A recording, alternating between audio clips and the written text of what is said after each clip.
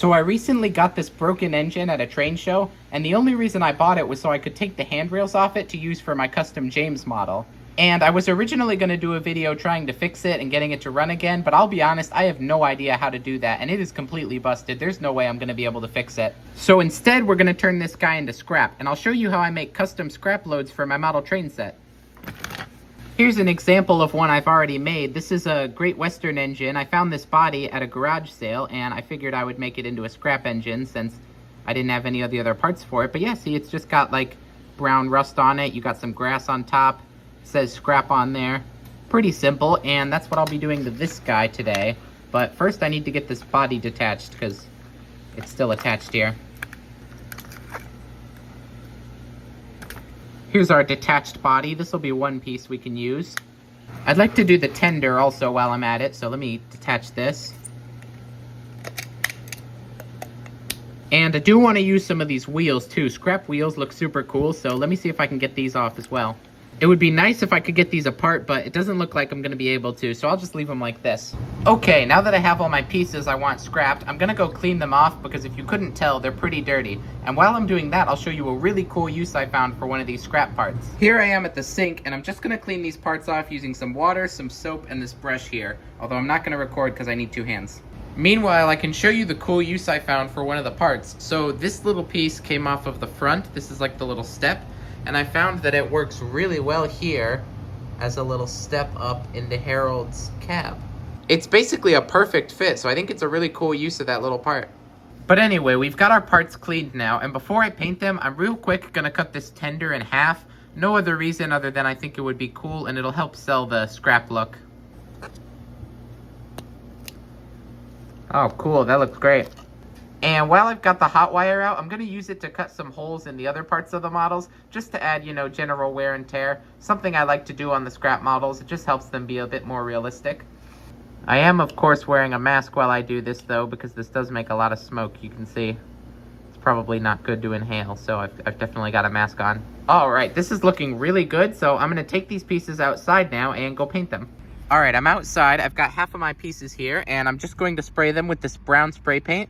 And I'm not going to completely cover them. I'm just going to spray from the top to try and get that rusted look.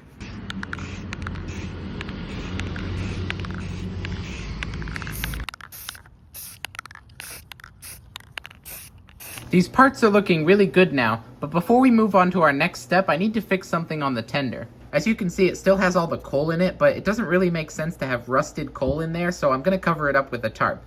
Here's the little tarp I made. It's just a piece of sandpaper that I cut up, but I can just glue it on here to cover up the coal.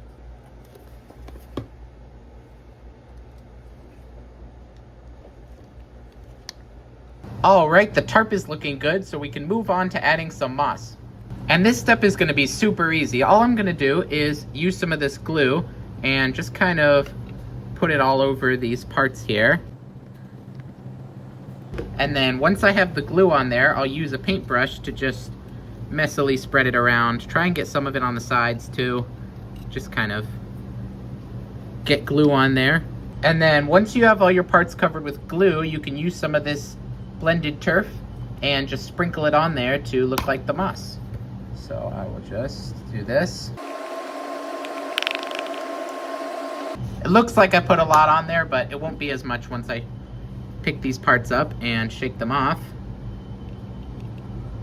And there you go. We got scrap loads with moss on them. These are looking very nice now, and there are only two more things we need to do to complete our scrap loads. One thing I like to do is write scrap on the side, and you can put X's on it, which is something that they do in real life, just to mark the engines that are going to be scrapped. But unfortunately, I don't have the white paint pen anymore that I used for this, so I'm not going to do that on this model. One thing I can do, though, is put on some of these Woodland Scenics grass tufts, which are just little bits of grass. They'll just add some extra detail. I think I'll put one on top of the tender here, because it's got a lot of grass on there. Look at that. Very nice. But with that, these scrap loads should be pretty much done, and I think they turned out looking really nice. Obviously, you can use these techniques to make scrap loads for your own train sets, so I hope those of you who plan on doing that found this video helpful in some way. But with that said, let me go put some of these on my own train set. I really like this tender one, so I'm going to put it back here next to this scrap pile. Looks pretty cool. Obviously, I can put this Great Western engine back where I had him before. And then these little pistons can go here. I really like the smoke box, so I'm gonna put it over here. And then of course I can just put some of the wheels in some of these little scrap piles. So there you go. I mean, they definitely are small details, but hey, that's what model railways are all about.